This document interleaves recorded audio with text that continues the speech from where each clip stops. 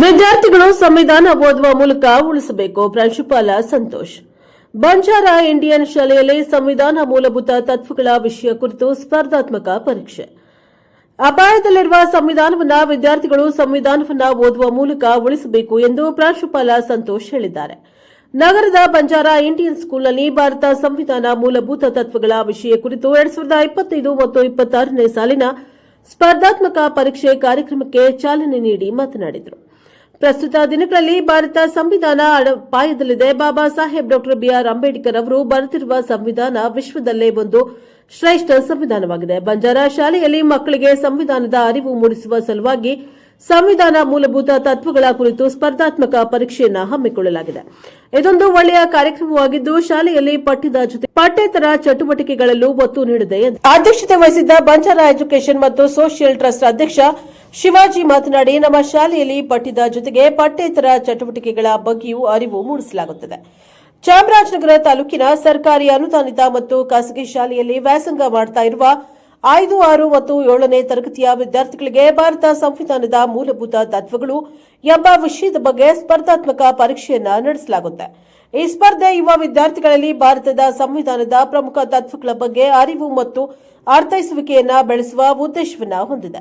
ವಿಜೇತರಿಗೆ ಆಕರ್ಷಕ ಬಹುಮಾನಗಳನ್ನು ನೀಡಲಾಗುತ್ತೆ. ಪ್ರಥಮ ಬಹುಮಾನವಾಗಿ 5,000 ರೂಪಾಯಿ ಪದಕ ಹಾಗೂ ಪ್ರಮಾಣ ಪತ್ರ, ದ್ವಿತೀಯ ಬಹುಮಾನವಾಗಿ 3,000 ರೂಪಾಯಿ ಮತ್ತು ಪದಕ ಪ್ರಮಾಣ ಪತ್ರ, ಗೌರವ ಬಹುಮಾನಗಳಾಗಿ 10 ವಿದ್ಯಾರ್ಥಿಗಳಿಗೆ ತಲಾ 1,000 ಪದಕ ಹಾಗೂ ಪ್ರಮಾಣ ಪತ್ರ, ಪರೀಕ್ಷೆ ಬರೆದ ಎಲ್ಲಾ ವಿದ್ಯಾರ್ಥಿಗಳಿಗೆ ಪ್ರಮಾಣ ಪತ್ರ, ಪದಕವನ್ನು ಡಿಸೆಂಬರ್ 30ರಂದು ನಡೆಯುವ ಶಾಲಾ ವಾರ್ಷಿಕೋತ್ಸವ ಕಾರ್ಯಕ್ರಮದಲ್ಲಿ ವಿತರಿಸಲಾಗುತ್ತದೆ ಎಂದರು.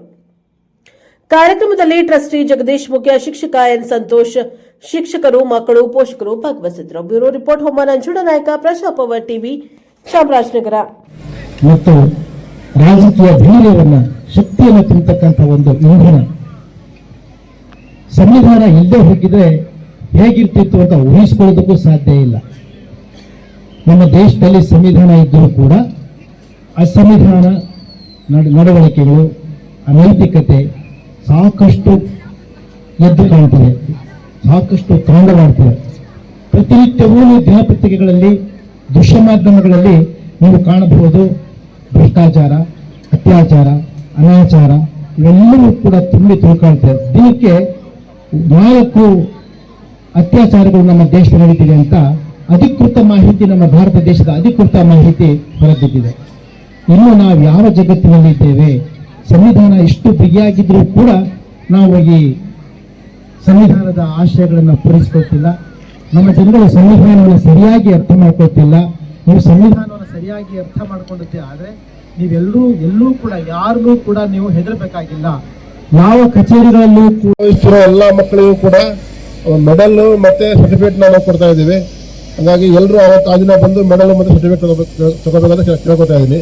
ಎಲ್ಲರೂ 3ನೇ ತಾರೀಕು 5 ಗಂಟೆಗೆ ಬರೀ ದಯವಿಟ್ಟು. ಅರಿವು ಮೂಡಿಸುವ ಕಾರ್ಯಕ್ರಮ.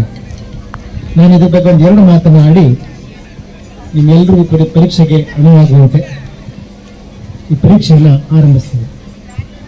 ಭಾರತ ಮತ್ತು ಸಂವಿಧಾನ ಎರಡೂ ಕೂಡ ಅಪಾಯದಲ್ಲಿದೆ.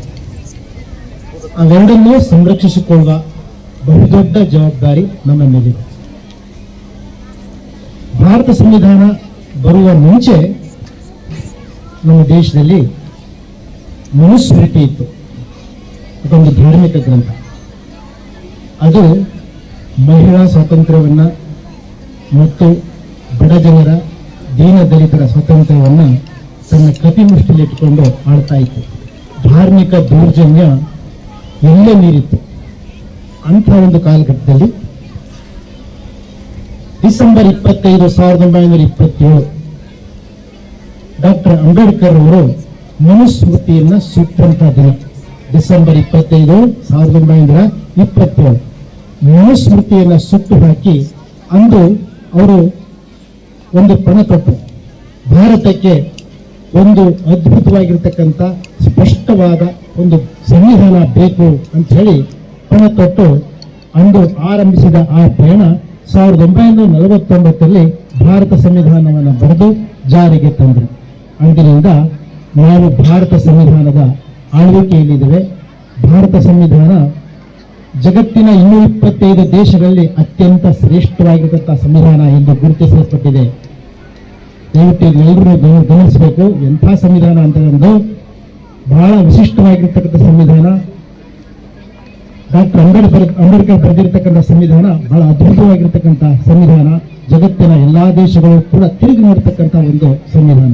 ಅಂತಹ ಸಂವಿಧಾನವು ಇಂದು ಅಪಾಯದಲ್ಲಿದೆ. ಮನುಸ್ಮೃತಿ ಗೌಪ್ಯವಾಗಿ ಜಾರಿ ತರೋದಕ್ಕೋಸ್ಕರ ಒಂದು ವರ್ಗ ಕಾರ್ಯನಿರ್ವಹಿಸ್ತಾ ಇದೆ.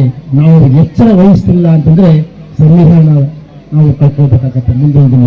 ಆದ್ದರಿಂದ ನೀವು ಯುವಜನರು, ಮಕ್ಕಳು, ನಾಳೆ ಈ ಸಮಾಜದ ದೇಶದ ಭವಿಷ್ಯವನ್ನ ರೂಪಿಸ್ತಕ್ಕಂಥ ನೀವು ಈ ಸಂವಿಧಾನವನ್ನ ಜೋಪಾನವಾಗಿ ಕಾಪಾಡಿಕೊಳ್ಳಿಲ್ಲ ಅಂದ್ರೆ ನಾವು ಖಂಡಿತ ಮುಂದೊಂದು ದಿನ ಅಪಾಯ ನಿಲ್ಲಿಸಬೇಕಾಗುತ್ತೆ.